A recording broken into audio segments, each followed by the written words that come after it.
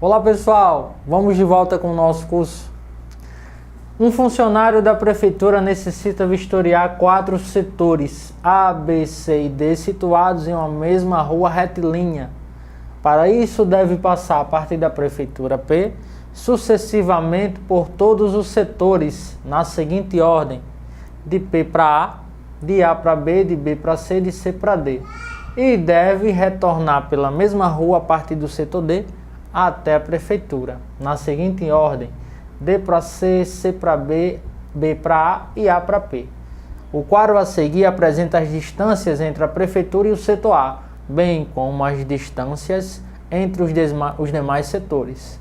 Então, nesse quadro, está explicando a distância da prefeitura ao setor A, do setor A ao B, de B ao C e de C ao D. Tranquilo? Esse quadro a gente vai utilizar para responder a questão. Sabe-se que, na ida do trecho, que apresenta a maior distância, esse funcionário foi de carona com o veículo da prefeitura e que nos demais trechos realizou o serviço a pé. Na volta, realizou o menor trecho de carona e os demais a pé. Nessas condições, a distância total percorrida a pé por esse funcionário foi de... Vamos para a nossa questão. Tranquilo? Ó, pessoal, na ida, no trecho que apresenta a maior distância, esse funcionário foi de carona com o veículo da prefeitura. Então, o trecho na ida que apresenta a maior distância é nesse setor. Então, esse setor aqui foi o trecho, deixa eu escrever direito aqui. Nesse setor foi o trecho onde ele utilizou o veículo da prefeitura, ok? Nos demais trechos realizou o serviço a pé, ou seja, de A para B foi a pé, de B para C foi a pé, de C para D foi a pé. Tranquilo? Isso significa dizer que, para mim saber a distância total de A a B, de B a C, de C até D, basta que eu some. Somando tudo, eu terei 0,621. Significa que o funcionário andou 0,621 quilômetros. Isso na ida. E na volta, o que foi que a questão mencionou? Ele realizou o menor trecho de carona e os demais a pé. Quem é o menor trecho aqui? Nesse caso, o menor trecho está aqui, ó.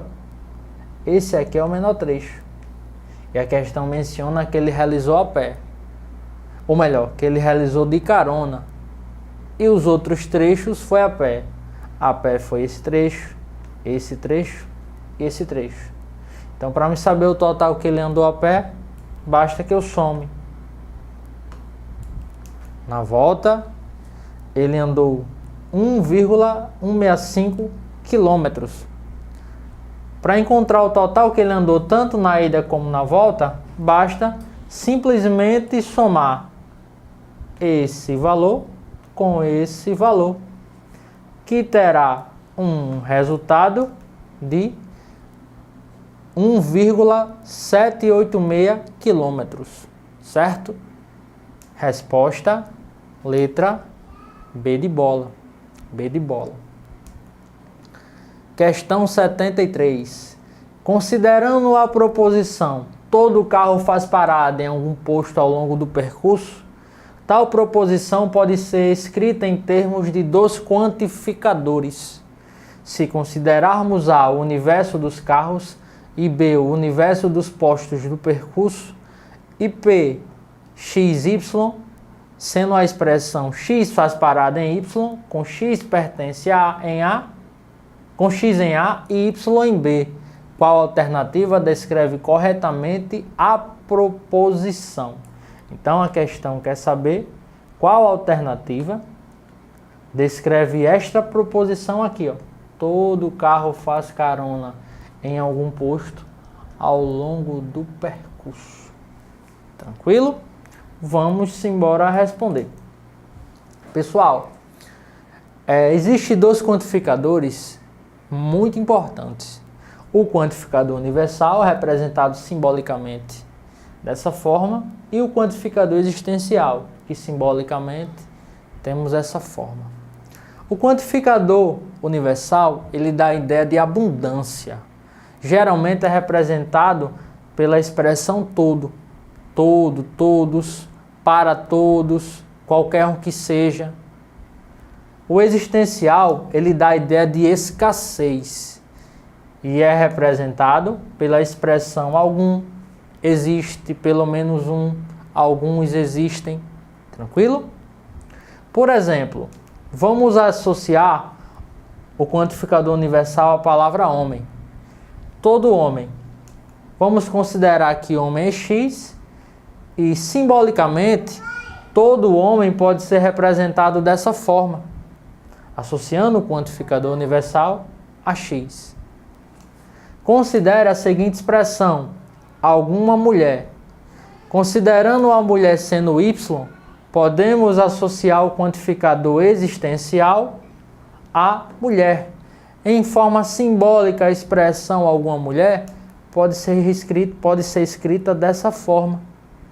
Beleza? Vamos para a nossa questão. Todo carro faz parada em algum posto ao longo do percurso. Todo carro faz parada em algum posto ao longo do percurso. O que é que você percebe? Percebemos que o todo, que é o quantificador universal, está associado a quem? A carro. E algum, que é o quantificador existencial, está associado a posto. A questão fala que a expressão P, XY, significa X faz parada em Y, ou seja, interpretando essa estrutura, a gente percebe que X é carro, porque quem vai fazer a parada é o carro. Logo, X é o carro. Parada em Y, então Y é o posto, porque os carros fazem parada no posto. Quantificador existencial associado a carro, quantificador universal associado a carro, quantificador existencial associado a posto. Ou seja, quantificador universal associado a carro, quantificador existencial associado a posto. Junto com a expressão PXY, teremos essa associação, certo? A questão quer saber em forma de símbolo como poderíamos representar a expressão todo carro faz parada em algum posto ao longo do percurso. O que encontramos foi essa estrutura, que está na alternativa C. Beleza? Letra C. Questão 74. A negação da sentença: o carro é branco e a casa é amarela. Temos aqui a negação da conjunção, ou seja, a negação do i. E como é que é feita a negação do i? O i troca-se pelo ou, nega as duas proposições. Lembre-se, já fizemos outro exercício que envolvia a negação do i, que é a conjunção. O i troca pelo ou, nega as duas proposições. Então, o carro é branco e a casa é amarela, ficará o carro não é branco ou a casa não é amarela, certo? Temos como alternativa a letra E. Letra E. Beleza? Não esqueça, o i troco pelo ou, nego as duas proposições. Questão 75. A negação de todas as mesas são para 4 pessoas, é? Aprendemos que a negação do todo é feito com algum não. Também pode ser feito por pelo menos um não, existe não. Tranquilo? Algum e existe pode admitir formas de plural. Então a expressão todo homem é mortal, por exemplo, pode ser negada por existe homem que é mortal ou existem homens que não são mortais. Todo homem é mortal pode ser negado por algum homem mortal ou de forma de plural. Alguns homens não são mortais. Tranquilo? A questão que é a negação de todas as mesas são para 4 pessoas. A negação nesse caso a negação nesse caso foi feita com existem, em sua forma pluralizada, existem. O item que encontramos é a letra D. Existem mesas que não são para 4 pessoas. Tranquilo? Lembre, todo nega-se com algum não, certo? Que pode ser existe não, ou pelo menos o não. E forma pluralizada, existem não, alguns não. Beleza? Questão 76. Observe o conjunto de palavras a seguir: sofá, almofada, estante, televisão, geladeira. Qual das palavras citadas não pertence ao grupo?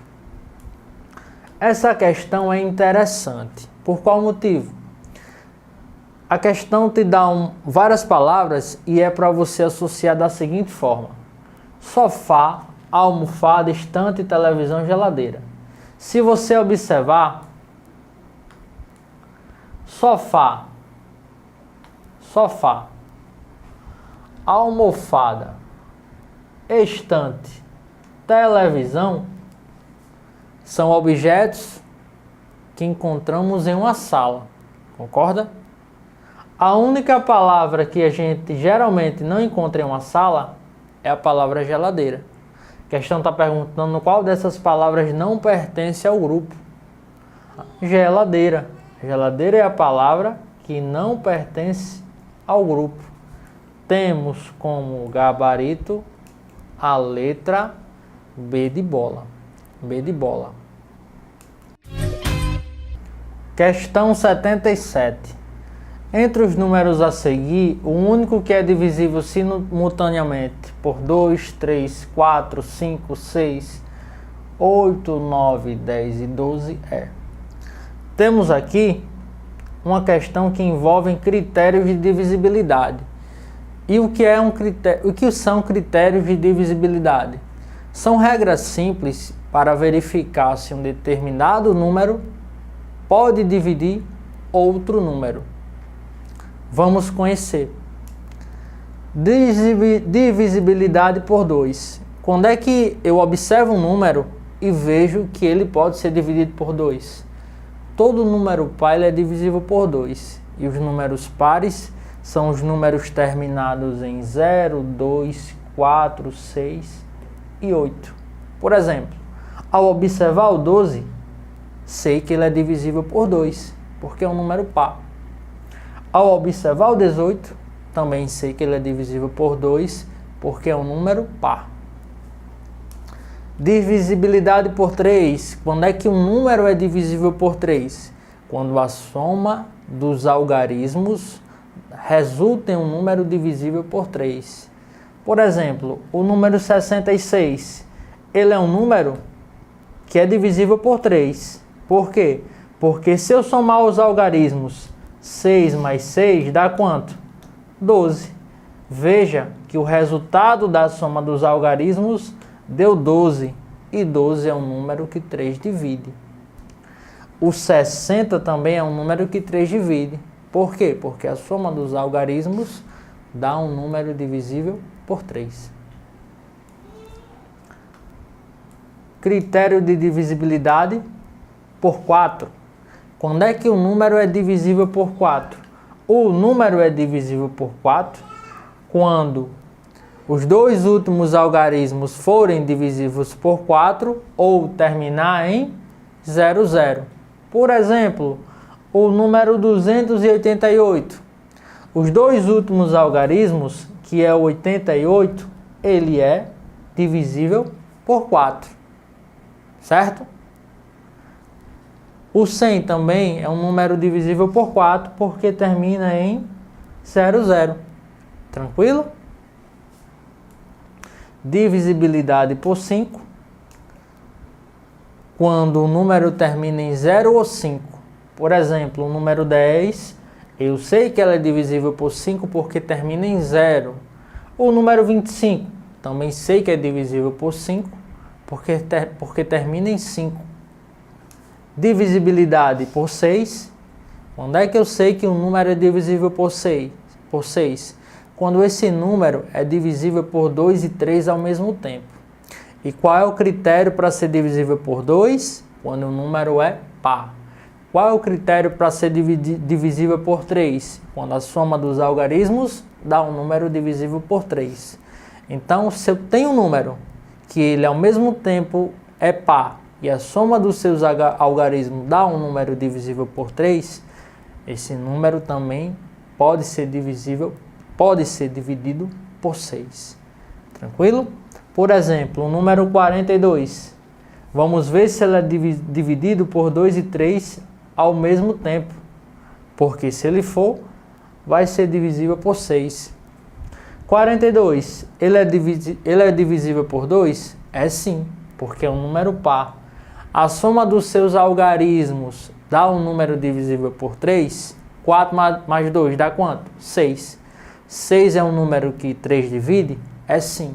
Então significa dizer que todo esse número 42 pode ser dividido por 6. O número 54, será que é divisível por 6? Primeiro, ele é divisível por 2? É, porque é par. Ele é divisível por 3? Também é, porque a soma dos algarismos dá um número divisível por 3. 5 mais 4 dá 9 e 9 o 3 divide. Por 8.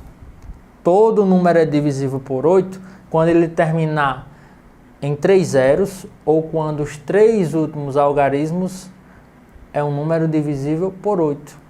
Por exemplo, 1000 termina em 3 zeros. 1208, o 208 ele é um número divisível por 8. Tranquilo? Porque o 208 pode ser dividido por 8. Divisibilidade por 9. Quando é que o número é divisível por 9? Quando a soma dos algarismos resulta em um número que pode ser dividido por 9. Por exemplo, o número 90. O número 90 ele é um número que 9 divide. Por quê? Porque a soma dos algarismos dá 9. E o 9 divide. O número 1125 também é um número divisível por 9. Por quê? Porque a soma dos algarismos dá um número divisível por 9. Somando os algarismos aqui, temos 5 mais 2, 7, 8, 9. Beleza? Detalhe importantíssimo.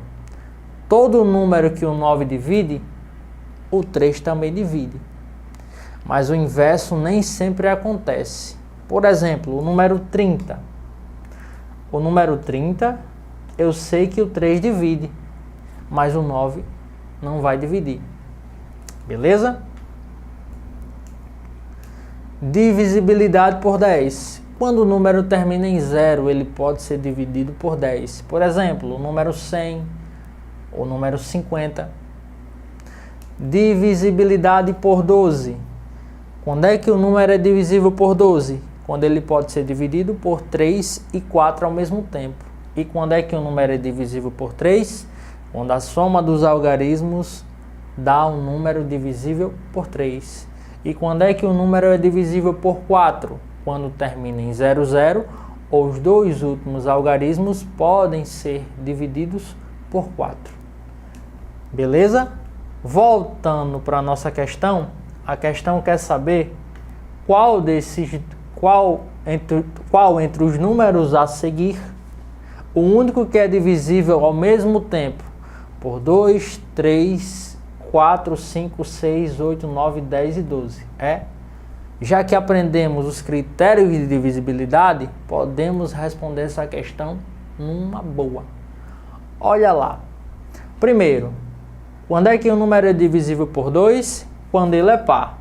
Então, qual desses números é divisível por 2? Todos. Então, esse critério não exclui nenhum. Quando é que o número é divisível por 3? Quando a soma dos algarismos dá um número divisível por 3. Então, se você observar, ó, todos também podem ser divididos por 3. Então, já observamos o 2 e o 3, e não podemos excluir nenhum número. Por 4. Quando é que o número é divisível por 4? Quando termina em 0, 0, ou quando os dois últimos algarismos são divisíveis por 4. Certo? Veja, 120 o 4 divide, o 20 o 4 divide, o 60 o 4 divide, já o 90 não pode ser dividido por 4. Então a gente automaticamente exclui a letra C. Tranquilo? Beleza? Então a gente excluiu a letra C porque foi a única possibilidade que a gente pôde excluir com o critério de divisibilidade por 4. Quando é que o número é divisível por 5? Quando termina em 0 ou 5. Quando termina em 0 ou 5. Não podemos excluir nenhum desses números. Certo? Porque todos terminam em 0. E 6, quando é que o número é divisível por 6? Quando pode ser dividido por 2 e 3 ao mesmo tempo. Vamos lá. 120 pode ser dividido por 2 e 3 ao mesmo tempo. 360 também. 240 e 180. Então 6 não pode ser utilizado como critério para excluir mais nenhum outro número. Por 8, quando é que o número é divisível por 8? Quando os três últimos algarismos são divisíveis por 8 ou quando termina em 3 zeros. Beleza? O 180, ele não pode ser dividido por 8. Já excluímos mais um número. Tranquilo? O 120 também, ele não pode ser dividido por 8. Já excluímos mais outro número. Certo? Beleza? E por 9, quando é que o número é divisível por 9? Quando a soma dos algarismos dá um número divisível por 9. Aqui, a soma dos algarismos dá um número divisível por 9? No 360 dá. No 240, a soma dos algarismos não dá um número divisível por 9. Então já podemos excluir também o 240. Sobrando apenas qual item? Só o D. Mas vamos completar o raciocínio? O 10 divide 360, divide. O 12 divide 360, divide. Porque para ser divisível por 12, precisa ser divisível por 3 e 4 ao mesmo tempo. Tranquilo? Então temos como gabarito a letra D de dado. Letra D de dado.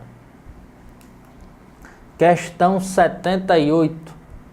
Quantos são os elementos do conjunto X pertence aos naturais, tal que 12 raiz de 2 é menor que X e X é menor que 12 raiz de 3.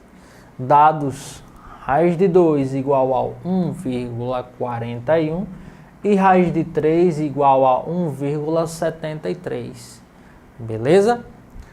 Pessoal, essa forma de representação de conjunto é uma forma de compreensão. Também já estudamos. Beleza? Forma de compreensão. A questão fala que os números eles devem pertencer ao conjunto dos números naturais e deve estar nesse intervalo.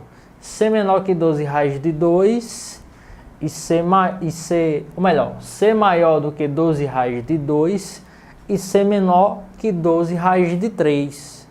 Beleza? Isso significa dizer que ele precisa ser menor, os elementos desse conjunto precisam ser menor que 12 vezes 1,73, já que raiz de 3 é 1,73, e maior que 12 vezes 1,41, já que raiz de 2 é 1,41. Efetuando a multiplicação, essa e essa, teremos como resultado esse intervalo aqui, ó. X, ele deve ser maior do que 16,92 e menor do que 20,76. E quem é X? Os elementos desse conjunto pertencente ao conjunto dos números naturais. Tranquilo? Então vamos lá. Quais os números naturais que são maiores do que 16,92 e menor do que 20,76? Os números naturais que obedecem esse intervalo é o número 17, o número 18, o número 19 e o número 20. Beleza? Temos como gabarito a letra D de dado. D de dado. Até próximo bloco, pessoal.